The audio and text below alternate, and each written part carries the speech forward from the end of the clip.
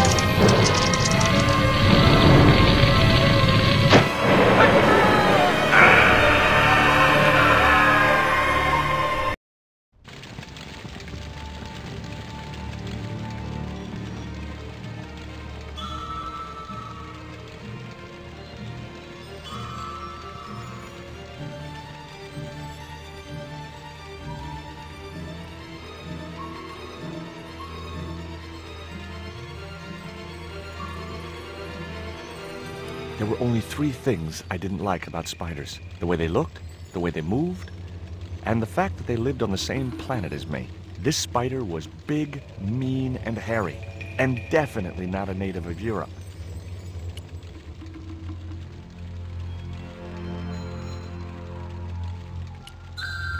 I glanced over the books, vaguely hoping to find a copy of How to Deal with Poisonous Spiders While Tied to a Chair.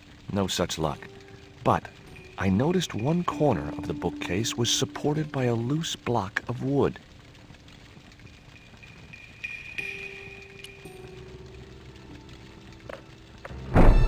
Maybe I'd been a little heavy-handed, but it was a question of survival. Of course, I was still tied to a chair in a burning house with no means of escape.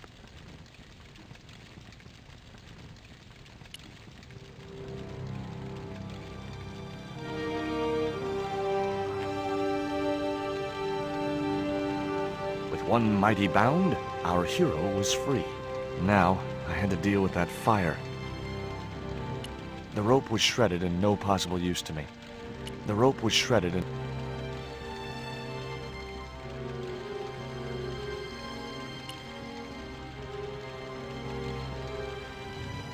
In the drawer was a small decorated pot.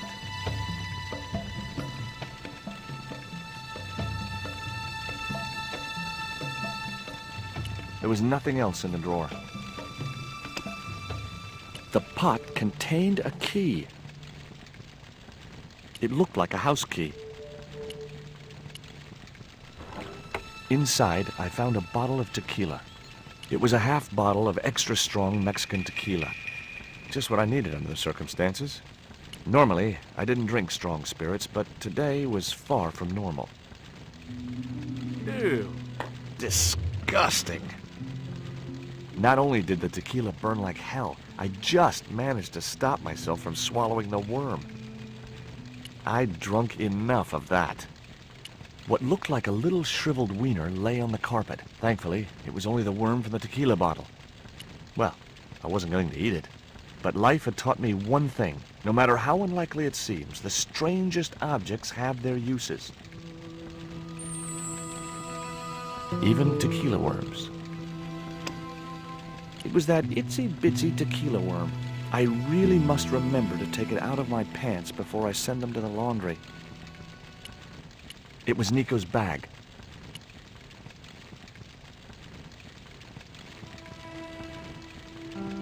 It was a stylish little canvas number containing a lipstick, a handwritten note, and a pair of nylon panties with a large love heart emblazoned across the front. It occurred to me that Nico's tastes must have really changed while I was away. Well, they could be useful. I'd already ransacked Nico's handbag, and besides which, the color didn't suit me. It was a needle-sharp dart with a flight of green and yellow feathers.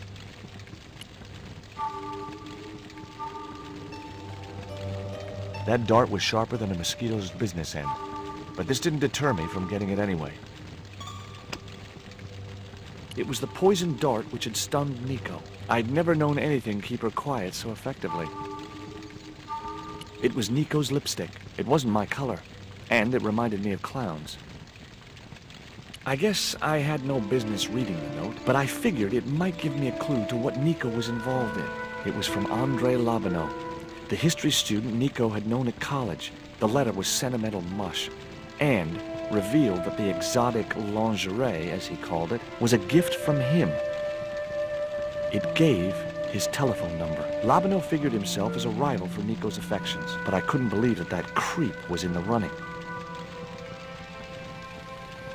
It was a pair of red, lace-trimmed panties decorated with a large black satin heart.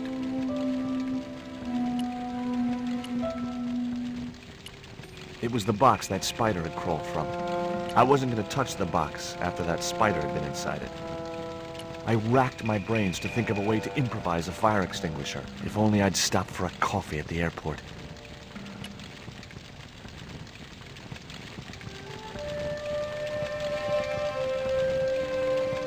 There was no pressure in the siphon. I guess it was out of gas.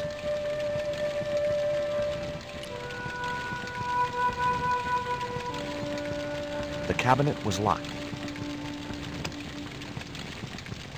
The key was way too large to fit into that tiny keyhole.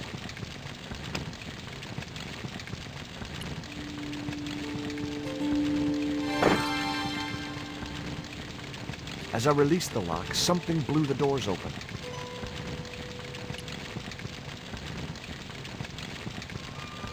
That cylinder was hot. I couldn't pick it up with my bare hands. The cabinet was already open.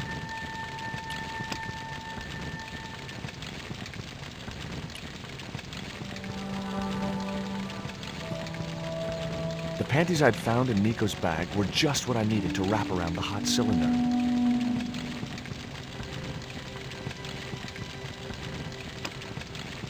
It was a small metal cylinder with a valve at one end.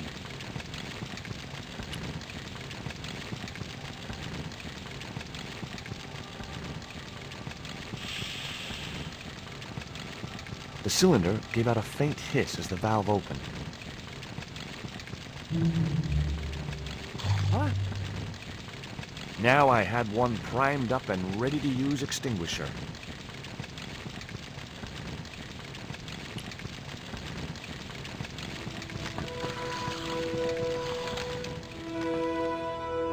With a well-aimed squirt of his soda fountain, our unshakable hero saved the day. Now it was time to start looking for Nico.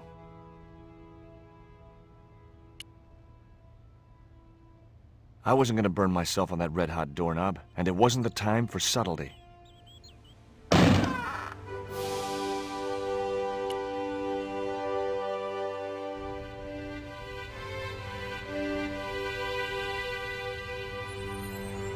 It was a folded clipping taken from a newspaper.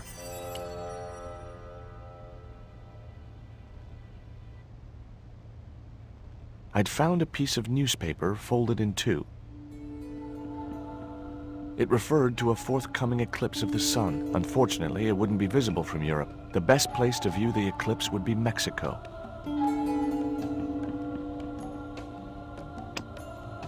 It was the newspaper clipping referring to the imminent eclipse. Wrapped inside it was another small piece of paper. It was a bank statement for Oubier's account from an automatic telling machine. The last 5 withdrawals were for large amounts, and all made in Marseille. The door led to some other part of Oubier's mansion.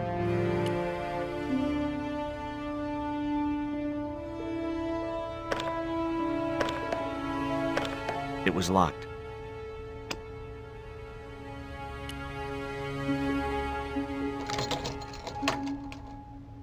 The house key didn't fit this lock.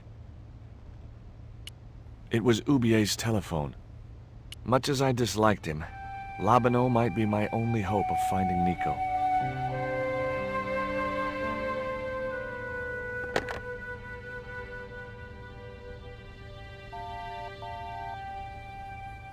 Hi, Andre? Who is this? It's George Stobbart, Nico's boyfriend. Don't you mean ex-boyfriend? Look, I didn't call you just to pick a fight. I need to talk to you about Nico. Can't you accept she's just not interested in you? Listen, Andre, we need to talk. Nico's life depends on it. Okay. You remember the cafe at Montfaucon? Sure. Andre? You'd better show, you creep. I felt an irrational urge to wipe my ear.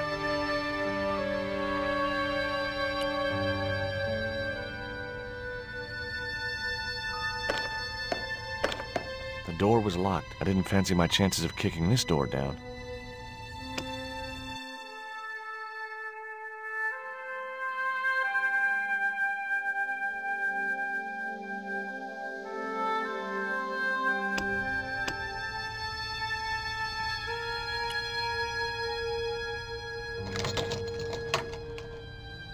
I unlocked the door. I wasn't looking forward to meeting Labano again, but he was my only link with Nico.